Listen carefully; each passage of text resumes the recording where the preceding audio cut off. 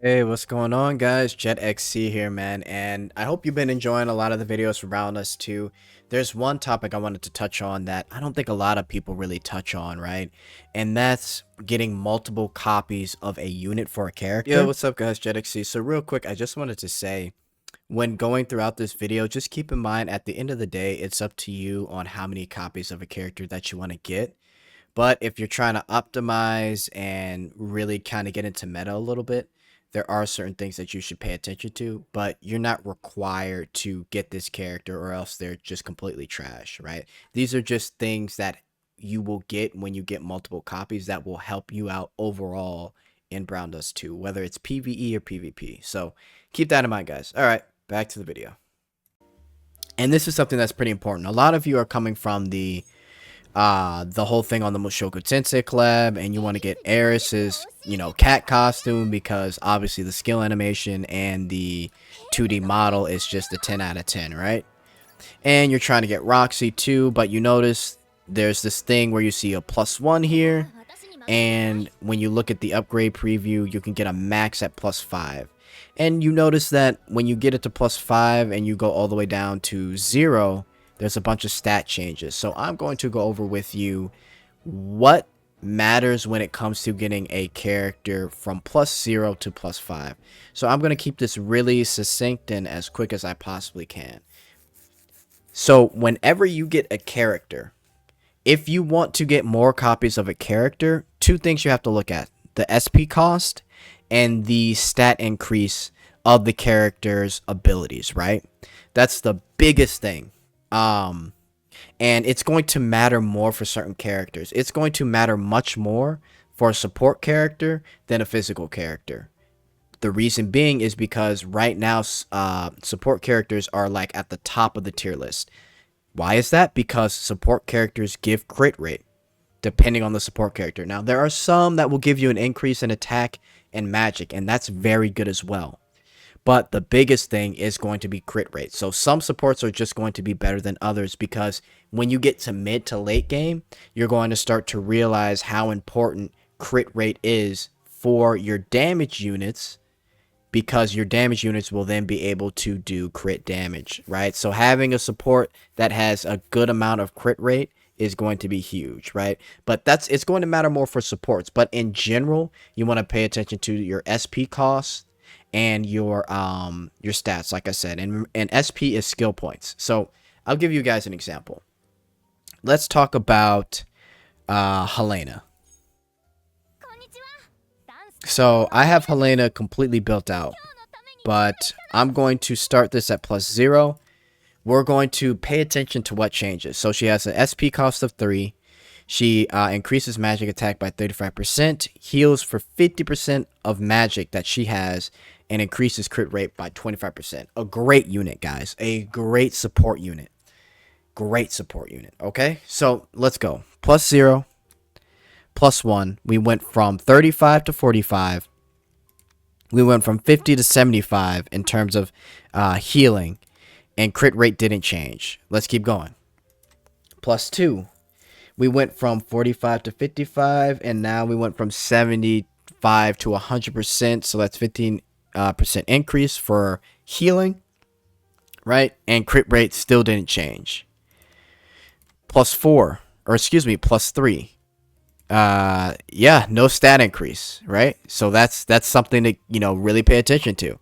You're rolling and using your tickets for multiple copies, and you don't even get a stat increase. Pay attention to that.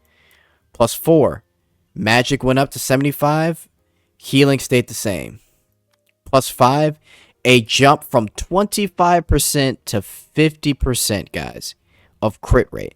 So the stopping point for Helena as a support is honestly going to be +5, right? Now, if you're a free to play and you're trying to save, then there's a way around this. So if you notice, at +3, skill points go from 3 to 2, right? So here's what you could do. Imagine if there was a banner for Helena. There's other ways to get multiple costumes, multiple copies of a costume. If you go to shop and you go to Powder of Hope, right? So when that banner of Helena is done with, it will come to the Power of Hope. You can utilize Power of Hope to get you an extra copy, right? All it costs is 200, which it's actually very easy to collect these, believe it or not. So collecting Powder of Hope will allow you to get another copy of a character, but that's not the only way. They recently introduced this. Well, not recently. This was like maybe 5 months ago. But you can use golden threads to get a costume for any character that you have. So, for example, if I want to get Zenith to +5, I would click this and I would upgrade her for 1600 golden threads. So that's a second way. So you could, in theory, take that +3 Helena and get her to +5. Now, this really helps because this helps you manage your tickets a lot better, right? So this is super important, guys. You can get a character to a certain point, but if you're trying to save, then there are multiple ways to get more copies of a costume. And obviously, too, if you randomly pull for a costume, that's even better, right? If the banner's just done with. So let's do another example, right? That was a support character. Let's do a more recent one since we're on the Mushoku Tensei collab. Let's talk about Eris. So let's start from the top, right? So at +0, she's at 4 SP, 300% of attack, and then 600% of attack if you hit within 7 or fewer stacks, chain stacks. So +1, we already have the SP skill change. So remember what my rule. SP skill is very important. So for it to go from 4 to 3, when it comes to PvE and PvP, that's a pretty big deal because the amount of things you can do with that one extra SP skill could be the difference of defeating a certain event, a certain fiend hunt, something in Evil Castle, or even story. That could be what wins you the game. It really does matter, guys. Right? So at +1, it's a 3. +2. It jumps to 75% for both. +3, 75% for both. +4, 75% for both. And +5, 75% for both. Now, I'm going to be honest. Eris is pretty unique because there's not a lot of characters that have that big of a jump in damage. So I'm going to tell you another piece of advice. If it's a physical unit and they're just doing, they're supposed to do straight damage. If the jump in stats is 30% or bigger, it's a pretty significant jump, right? So if there's just a unit that just does a bunch of damage, then a 30% jump, in my opinion, is a pretty good excuse to get another copy. However, if that's really the only thing, which sometimes, for the most part, it's not really the only thing, then I would say it's really up to you. But for this Eris costume, for a lot of free-to-play people, I would advise them to get her to +1 because of the SP cost. No matter what, if you have the resources, try and get her to +1. Right? And that's for you to enjoy this because SP cost is going to help a lot more in terms of the economy when it comes to you battling, right? But if you have the resources, getting her to +5 would also be recommended due to the huge jump in damage. So there's going to be multiple factors, but what comes first, guys, will always be SP cost no matter what. So that'll be the stopping point for this character. If you're a free-to-play player, if you're a light spender, try your best to get her to +5 because the jump in damage is insane, right? So let's do one more example here, and let's make it like Grandhild, or a defense unit. So I'm going to do her comeback idol skin. Let's start from the top.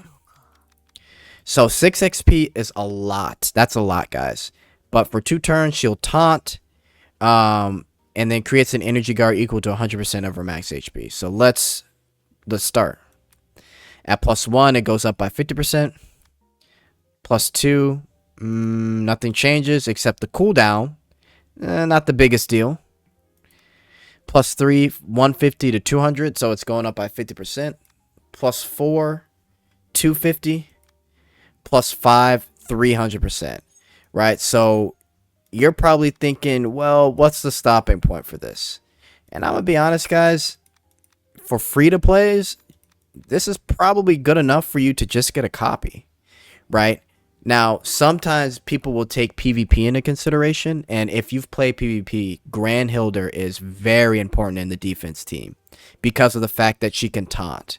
So a lot of people said because of the fact that she can taunt and she gets an energy guard of 100% of max HP, but at +5 it's 300%.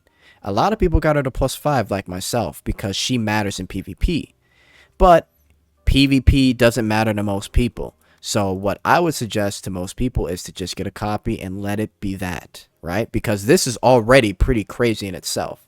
So there's a lot of factors that come into play when getting multiple copies of a character, right? And that's really about it, guys. I just kind of wanted to go over that.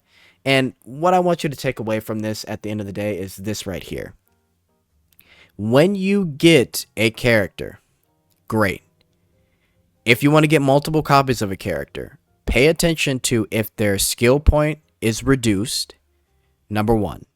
Number two, after that, because that's the highest priority, pay attention to if there is a special, like a special buff, right? So if it's a support character and it's crit rate, pay attention to the crit rate and how much it increases as you go up in copies. That's number two. Number three, for anybody else, pay attention to the stats of the character and how much it goes up. If it's going up by 30% or more, that's a pretty significant enough boost for you to reason to get another copy, essentially. That's a pretty good reason to get another copy of a character, right? But again, it's going to depend, because if the only thing you get is multiple copies of a character and the only thing that changes is it goes up by 30% from +0 to +5, then it's going to be up to you on whether you want that extra damage for that character and how it can work for your team. And don't forget, you do have the utilization of the shop to get you multiple copies of a character. And if you want multiple copies of one character and they're on the banner, then you can use the powder and you can use the costume selective enhancement with golden threads. So that's it, guys. I just want you to keep that in mind when you're playing browndust 2, because getting multiple copies of a character can be tough and you're spending tickets at the end of the day to get this. So let me know if you got any questions in the comments. I'm out. Later.